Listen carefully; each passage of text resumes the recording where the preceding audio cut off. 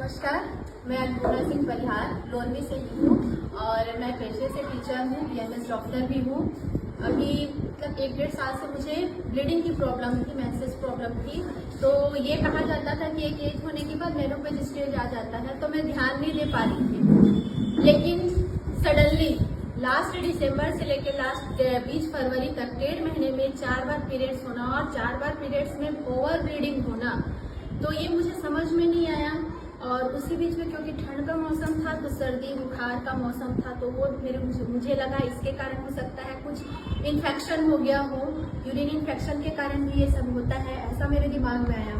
Suddenly फिर चौथे बार जब मेंसेस हुआ तो मेरा दिमाग घूमा और मैं डॉक्टर सुषमा अग्रवाल जो मुंगेली में फेमस गायनिकोलॉजिस्ट हैं और मुंगेली में काफ़ी सीनियर है वो गायनिकोलॉजिस्ट में, तो उनके पास गई। मैं अल्ट्रासोनोग्राफी हुआ तो देखा गया कि जो मेरा लेफ्ट ओवरी है उसमें 4 सेंटीमीटर का सिस्ट बन चुका है, जो लगभग इतना होता है, और राइट ओवरी में 2 सेंटीमीटर जो लगभग इतना होता है। इतने मतलब साइज का सिस्ट जो है वो बन चुका है।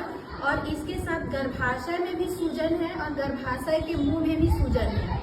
गर्भाशय का मुंह जो होता है उसको हम सर्विक्स रीजन बोलते हैं, और उसमें सूजन होना, उसमें वाइट डिस्चार्ज होना या ब्लीडिंग होना या उसमें जलन होना, ये सर्वाइकल कैंसर के लक्षण होते हैं, जो 2 नंबर का सबसे खतरनाक कैंसर होता है। इसके साथ ही यूट्रस में पानी भी देखा गया और उसके कारण सूजन के कारण मेरी जो किडनी थी, किडनी में भी जो है ब्लड जम गया था और उसमें क्रिस्टल्स देखे गए। क्रिस्टल यानी कि पथरी के लक्षण उसमें देखे गए थे।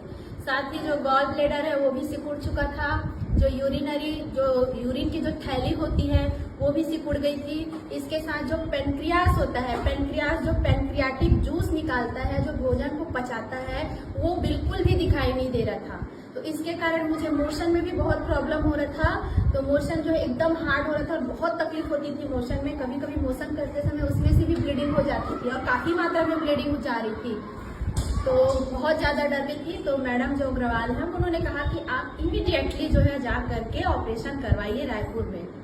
अब भाई देखिए, कभी ऐसा सिचुएशन नहीं आया, क्योंकि मैं सिंगल मदर हूँ, सिंगल रहती हूँ, हस्बैंड नहीं है, तो मेरे लिए मतलब काफी शॉक्ड हो गया था ये रीजन जो है। उसके बाद मैं रायपुर गई।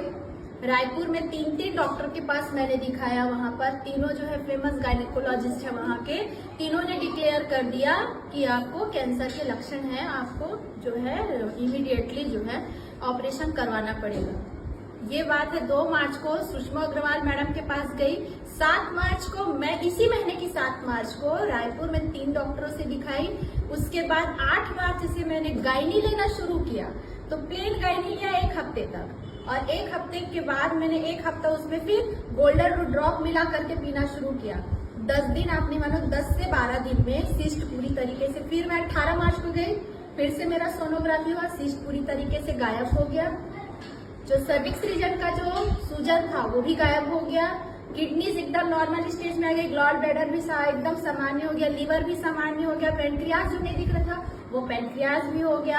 आज मैं काफी बेटर महसूस कर रही हूँ और रेगुलर मैं गायनी रूट और गोल्डन रूट ड्रॉप दोनों यूज कर रही हूँ। तो मैं थैंक्स हूँ रूट प्योर के लिए, जो इतनी अच्छी आयुर्वेदिक दवाई का इन्होंने इन्वेंशन किया, जिससे लोगों को काफी फायदा हो रहा है। और एक बार फिर से मैं आप सभी को बोलना चाहूंगी कि आयुर्वेद अपनाइए।